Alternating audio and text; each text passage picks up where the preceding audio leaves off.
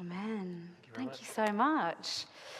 I've got my notes on my phone, so I'll just get access to those. I was going to start by praying, but that has been very neatly boxed off.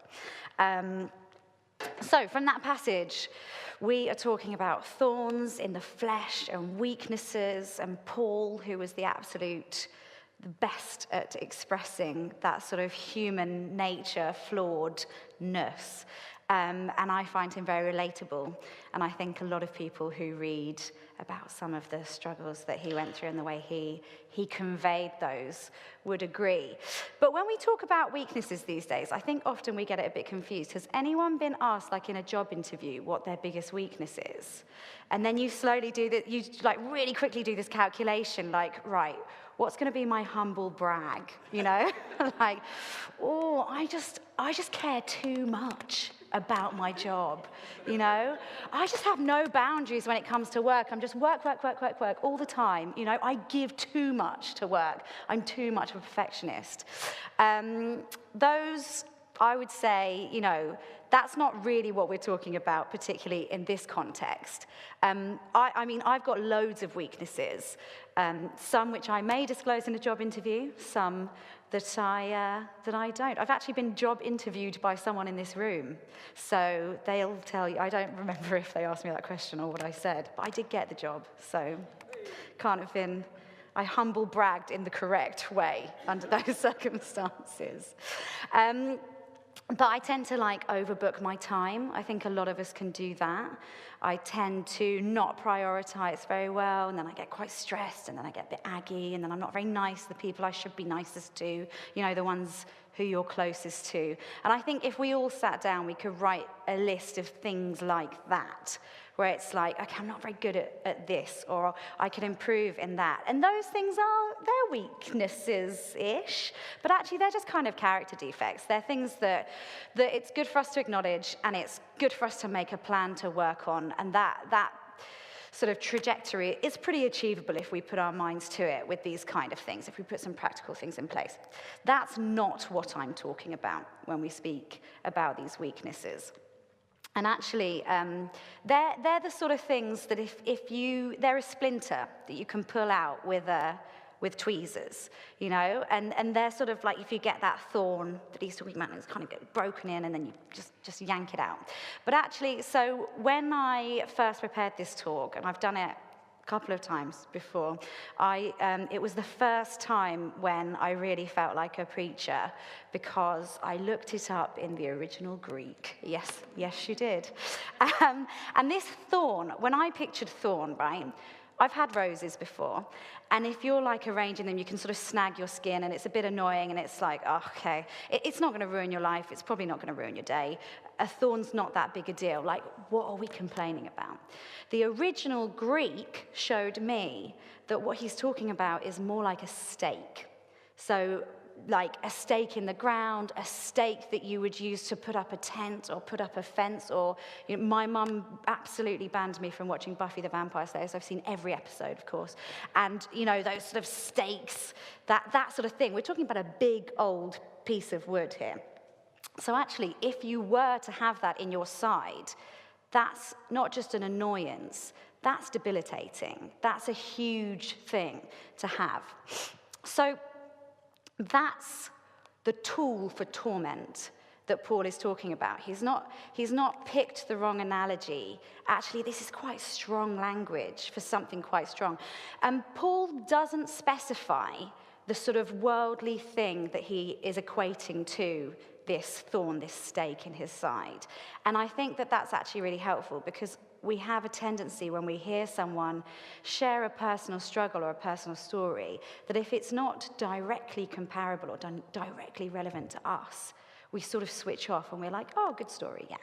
And we keep our distance from it in our minds. So Paul's actually been quite clever, I think, by not specifying what it is specifically that he's struggling with. And I looked it up, and there's all kinds of theories. You know, he was arrested and thrown into prison and tortured and beaten. So he could actually be talking about like a physical illness or a chronic illness or something that meant that he was physically struggling.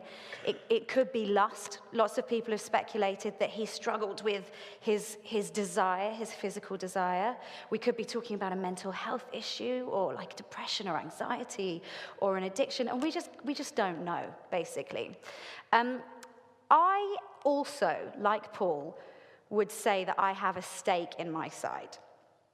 I have something very specific that I have prayed about that has not been taken away from me, that has caused me great problems throughout my life, but more recently, I believe God has used for immense good, because I'm 8 years sober from a drug and alcohol addiction. And I would describe myself as a recovering addict.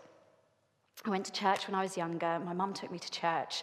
Didn't really like it. I like the God thing. Like Gandhi says, I like your Christ, I don't like your Christians. I feel like that was my, I didn't say it in such a clever way, but that's probably where I landed on it. And when I got to about 13, when my mum was like, okay, you can stay home if you want, but I really want you to keep coming to church, I made that decision to not come to church and was, well, to my mind, far happier for it. And I grew up in London, and it was around that time that I started to get access to alcohol, which is far harder to do now than it was when I was 13.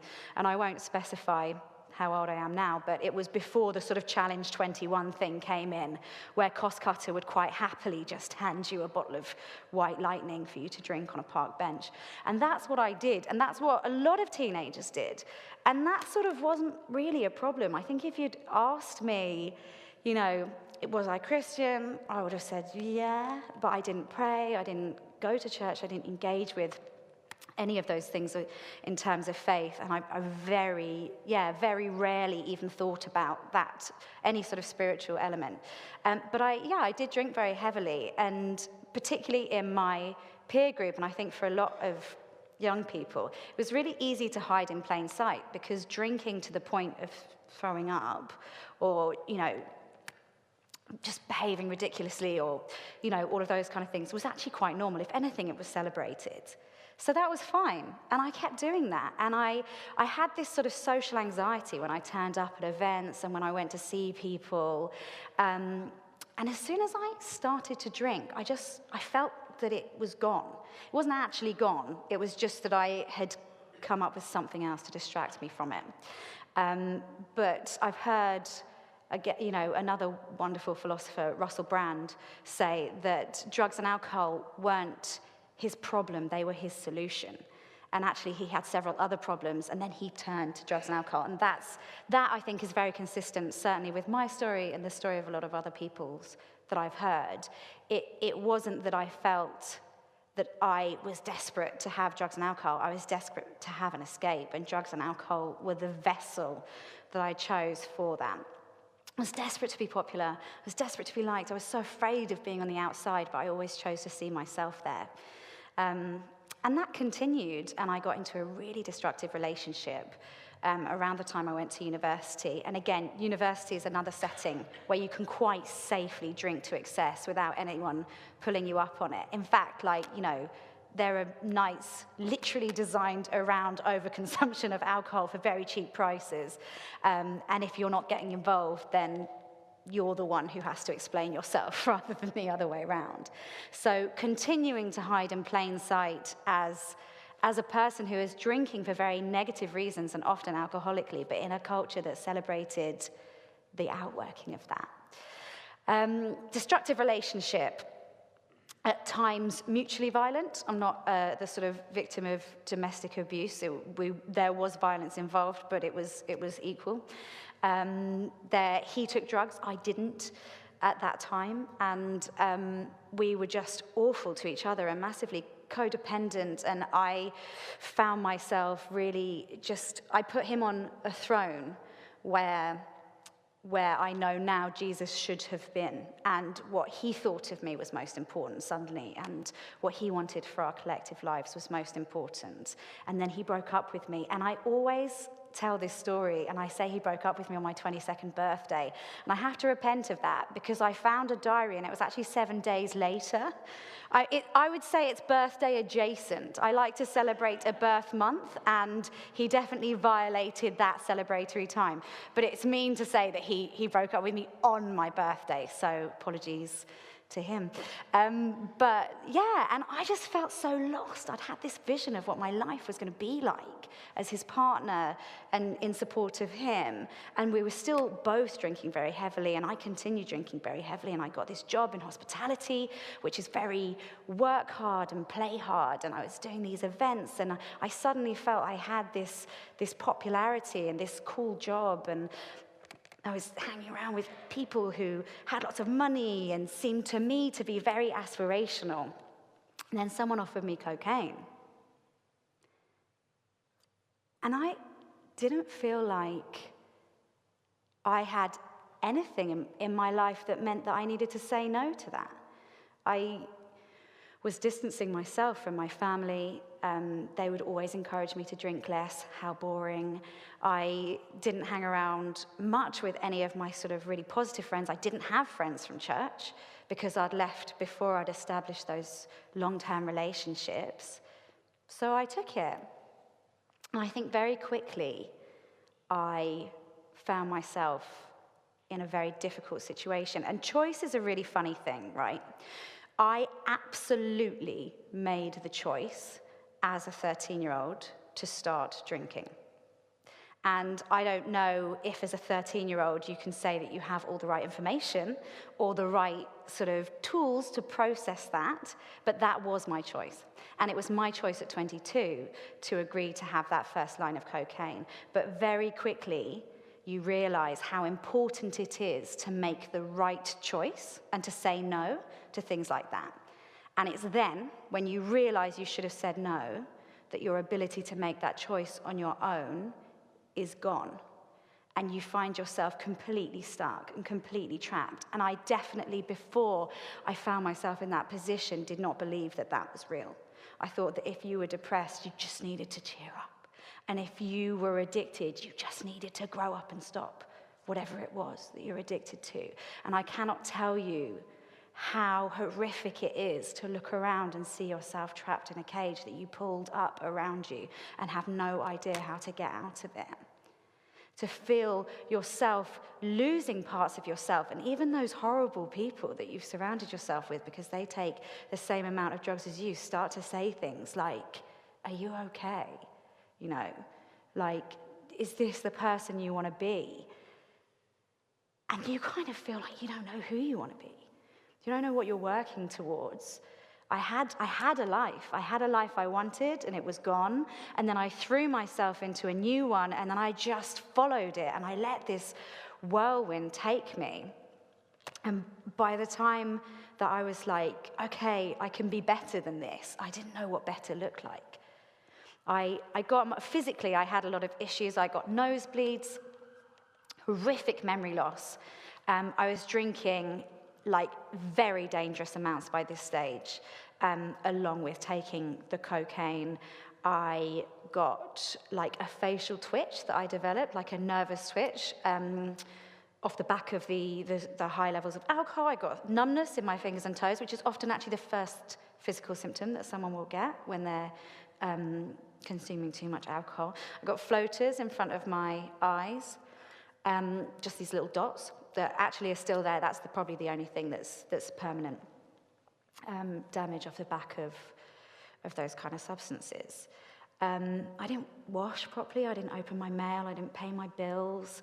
People are always like, "Did you have a job?" I did still hold down my job through this time, but only because the lifestyle of that job was very drug heavy anyway. And it was people from that industry who had introduced me to drugs and alcohol in the first place. So for them to then fire me would have been a lawsuit they didn't want. So the dead weight was kept on board just to keep everyone pacified. I remember every now and again I would like pull myself together, and maybe I hadn't drunk the night before or taken drugs the night before, so I had like an unusual freshness. And I would have a shower and I'd wash, and I would moisturize my skin afterwards, and I'd like put on clean clothes, and I'd think like, okay, this is a good day. I've got everything together today. You know, I'm hitting reset. This is it.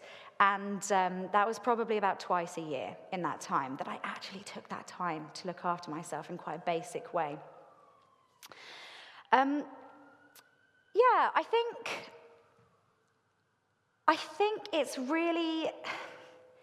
really hard to picture the desperation of those times if you haven't been in them. But I do also think a lot of people relate to that feeling of wanting to make a good choice for yourself and not understanding why you're not making that good choice for yourself.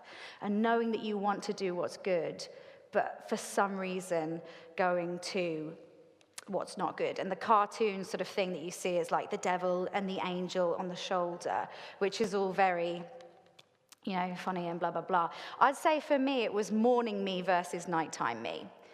In the morning, I'd wake up and be like, I can actually do this. Look, I know I'm hungover. I know I'm going to come down from yesterday, but this is it. It's reset time. And around the time it was starting to get dark, for some reason, my resolve was just gone. And there'd still be like the echo of morning me, like, but we can still do this. We don't have to. But for some reason, you just lose yourself, and that's like, I'll start tomorrow, you know, I'll start tomorrow. And you keep promising yourself that. And I think whenever I speak about this, I would describe addiction as the top end of a scale of idolatry. And idolatry is a concept that, particularly if you've been in church for a while and things, you will have heard people speak about. Paul loves it. He's always going on about idolatry. But if we were like, the scale starts here, everything in your life that you could have an unhealthy relationship with, and it could be drugs and alcohol, like what I'm talking about, it could be money, it could be your relationships or love or sex or, you know, certain things on the internet that will fill in gaps that I'm talking about. Shopping and all of those things. It could be food. It could be any number of things. If you've got all of those things in their rightful place, which would be, for some of them, abstinence, and they're not a part of your life, and for some of them, you know, a healthy enjoyment in its right time, then you'd be down here. And then if you've got my relationship with drugs and alcohol, you'd be up here. And this is the sort of addiction bit. You know, I think it's a great exercise for everyone to look at those things and plot themselves across that line. And ideally, everyone would be down here, but we're not, you know. And it's not to say everyone is, or anyone here, hopefully, is right up there in addiction. But actually, if you know you haven't got that brilliant an association with money or food or sex, then before you get to that place where you're boxed in by it, notice that, ask yourself those questions, and then speak to other people about it. And I think that that's a really important thing to do. So when it comes to processing these things, I'll tell you, I did get into recovery. I just realized you got the worst part of the story and not the redemption. I spoke to my sister about what I was doing, and she's the not prodigal one who stayed and got absolutely no credit for all of her consistent love and diligence. And I explained what I was doing, and she took me to church, and she moved me in with her, and she encouraged me to make a really positive change. And in time, not instantly, but in time I did make some really positive changes. But it wasn't super dramatic. It was after seeing me take those steps that some friends said, we can see that you've gone a distance in changing your lifestyle and fixing things, but we need you to do more because we're worried that you're just going to spiral again. So they asked me to go to an anonymous fellowship meeting, which is a collection of people struggling with addiction and recovery. And I did, and I went on the 22nd of April 2014. And when I got there, this is definitely God. Those meetings are often, particularly the drug-focused ones, often tend to be male and slightly older than I was at the time. I walked into a room of just women in their 20s and one bloke. And they were so open, they were so accessible. And when you hear somebody speak about something that you feel only you've experienced, but they speak about it with such honesty, it feels like a magic trick. And I felt like they were saying things that only I had experienced and only I had lived. And I was so grateful for that. And they took me for lunch afterwards, and one of them turned to me completely unprompted and just said, "Do you know I moisturize every day now?" And to me, like, to virtually everyone, that would mean nothing. But I was like, that could be me every day. That's my marker. That's how I know I've got my life together. And she takes the time to care for herself like that every day. And I said, if I do this, if I give up drugs, do I have to stop drinking? And they said, yeah. And they did not give me, there was no shades of grey, there was no inch for me to eke a mile out of. And if they had said, yeah, okay, maybe try it, I would have. I was an addict. I would have done everything I could to cling on to some sort of safety net. But they didn't. They said, no, we don't think you can do this if you keep drinking. Called my sister and said they want me to stop drinking, and she said, do it. So I think that could be the best thing you've ever done in your life. And I didn't have a last drink. I didn't have a last blowout. I just stopped, and at first I thought, 24 hours, okay, we'll see how this goes. And then I woke up the next day and I was like, okay, see if we get through day 2. And then a week had passed, and I was still like white-knuckling through, wondering if this was going to be the day or the hour that I was going to drink. And then I kind of got to a month, and I was like, maybe I'm going to do this. Maybe this is it. And each of those days was so precious that the idea, now where I'm 8 3/4 years into this journey, if I had started 5 days later, who cares? But 5 days? When you're early on and you're there and you feel like your skin is being ripped off you and everything in your brain just wants to give up because you don't think that you're good enough or you're ever going to be able to maintain this perfect lifestyle that you see all these other people doing. You're not sure if you want it anyway, because who wants to be abstinent and miserable? I couldn't give it up. I had to keep going. I had to commit to it just to see what was on the other side of it. I went to church, and my church was amazing. And incredibly redemptive after not feeling comfortable in church when I was younger. They were so kind and so gentle with me and walked me through my first 1.5 years of sobriety, and then they baptized me, and then I moved to London, back to London after that, and started going to another church in West London, which was also great, and the vicar's here, so loved it. I've quite recently moved on to another church, but it's, both of those were so special and so pivotal in my journey, and having that community around me, both a community of people in recovery from groups and things like that, but also just compassionate followers of Christ, made such a difference. I've talked a lot, and that took me longer than I wanted, so let me just check what I'm going to skip out here so as not to take up too much of your time. I think I've done quite a lot of that. I wouldn't describe myself as recovered. I describe myself as recovering. If I were recovered, I could, come over for dinner with you guys, and you could pour me a glass of wine, and I would sit and I would drink it. Maybe I'd leave a little bit in the bottom. Those mental people who do that, I just don't. Honestly, that little drip in the bottom would play on my mind all day if I did that. And I'd have that glass, and then I wouldn't suddenly just disengage from everything and think, how am I going to get another glass? And then where am I going to go? And then am I going to pick up drugs? And where's the off license? And what time does that close? And can I make sure that I don't have to stop drinking now that I've started? I'd be like normal. There's no normal, but, I'd be able to enjoy that, and it would just be a nice, normal accompaniment to a meal. And that's not the person I was. And while I haven't tested that recently, I would be surprised if I had suddenly changed into that person.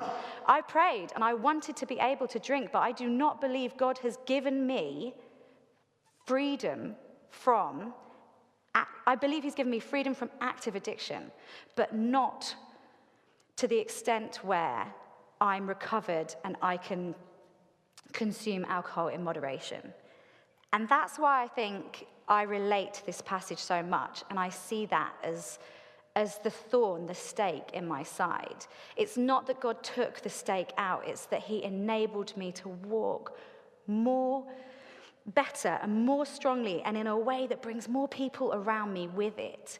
And I'm in awe of a God who can turn something so dark and so desperate into something so amazing, into a testimony that I can share with people that I'm invited to speak to you guys about as well.